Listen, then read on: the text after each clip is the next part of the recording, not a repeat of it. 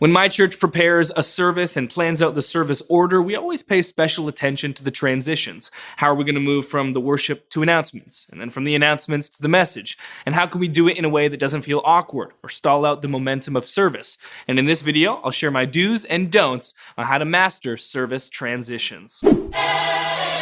Well, hey there, and welcome to Pro Church Tools, the show where in 10 minutes or less, you're going to get a dose of tips and tactics to help you share the message of Jesus while we try and navigate the biggest communication shift in 500 years.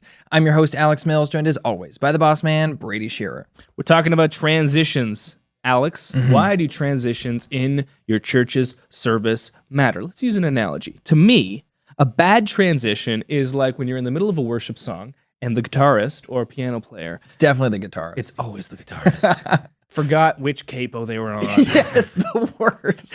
And plays out a G, and they meant it to be a D. It's like, worthy is the man. It's like, oh, man. Does it ruin the entire service?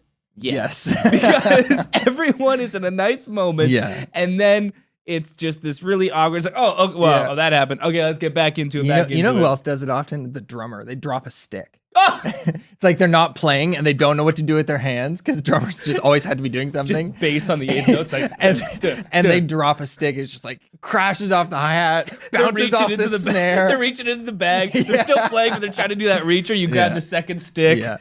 Those are what bad transitions are. Yeah. We should minimize and eliminate those. Yeah. How do we do it at my church? We've got 3 different techniques for you. The first technique, I call this the bridge technique. You've got a lot of different segments and sections of service. A lot of the time, they are isolated from one another. You've got the worship, you've got the announcements, and you've got the message. Each is run by a different individual. Yeah. There's nothing that really bridges them together except for the bridge transition. Here's an example. You're trying to get from worship to the announcements.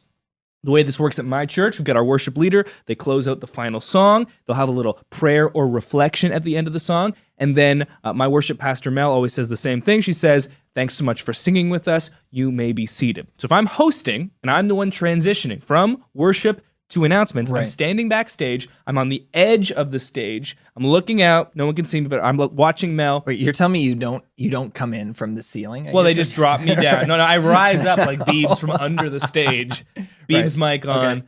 And so I'm watching her. And the second Mel says, "Thanks so much for singing with us," I know she's going to say that same thing. She says, "Thanks." I start walking out from behind her onto the front of the stage. Okay. By the time she says, "You can be seated," she then turns around. I'm basically there. And then I say these very important words. I say, "Hey, like Mel said, thanks so much for singing with us today. Callback. I'm Brady. I'm your host, and we're so glad you're here today." So she says, "Thanks so much for singing." I say, "Thanks so much for singing." And we use that to bridge the announcements and the worship together.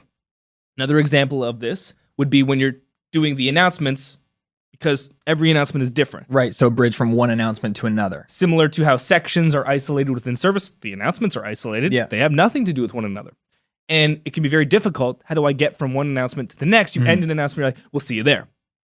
Next up, there's nothing wrong with that, but it can be smoother. And because I am the person that I am, I'm thinking through these things. So one recent bridge transition that I did between announcements was, it was December. It was before Christmas, but we were already looking forward to our 21 days of prayer and fasting in January. So I'm doing the 21 days of prayer and fasting announcement, and then I say, 21 days of prayer and fasting, January, and we'll see you there. But of course, before we even get to January, we've got to get through Christmas and our upcoming Christmas experiences. We're having 5 different identical experiences, kids ministry.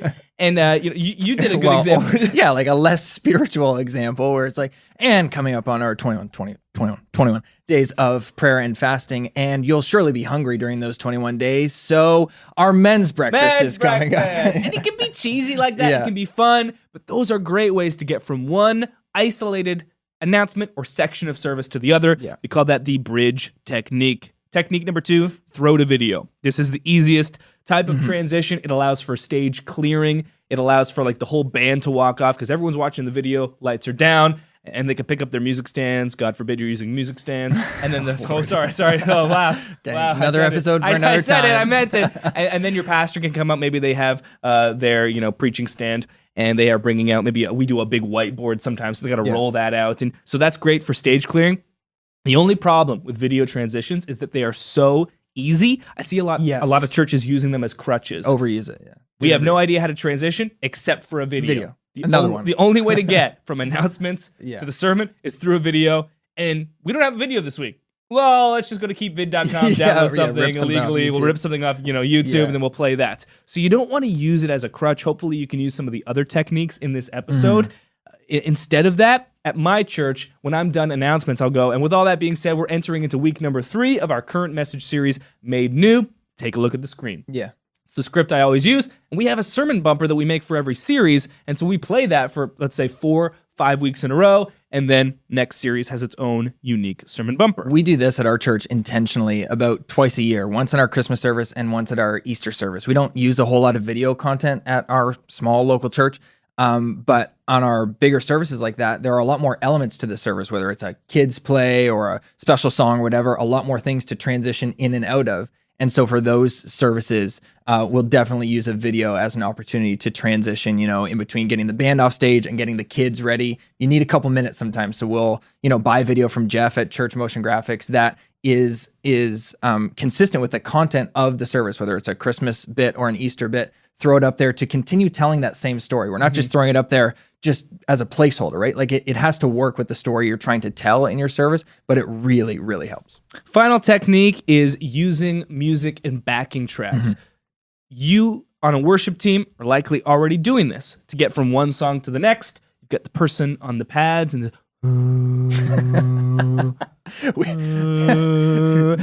Joe could cut that, loop it, sell it. No one would buy it. Yeah. So going from that, you gotta change keys. Yeah. And it's a lot easier for the pads to do that than the person to be like, okay, capo down 3 steps, and then do diddly-ding. Yeah.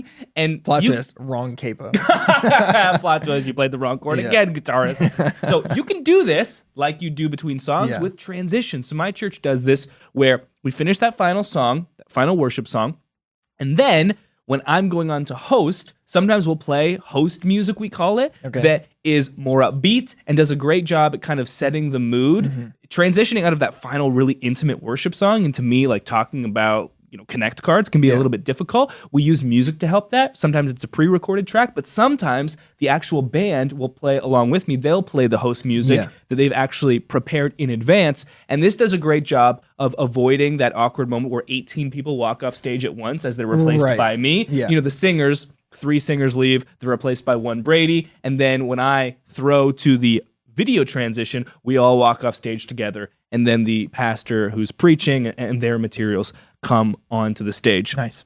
I think the biggest takeaway from this episode to me, because this is the technique I use the most, is the bridge transition. The bridge transition works in any element, either from one announcement to the next, one section to the next, and you can begin thinking through this. I got to transition in here. How can I tie these 2 elements of service together with a bridge transition so that I don't have to do this hard cut? Because that's what you're trying to avoid, the dead silence. Yeah. Part where you stop, you walk off stage, and someone else walks on stage, and there's nothing there except for the silence and the steps going up and down on the stage. So these techniques, all 3 of them, hopefully they are useful to you in improving transitions in service. That'll do it for this episode of Pro Church Tools. We'll see you next time. But before we see you next time, make sure to subscribe to this channel so you never miss another video. And please go ahead, smash that like button, give it a like. We gotta get to 1 million likes! 1 million likes!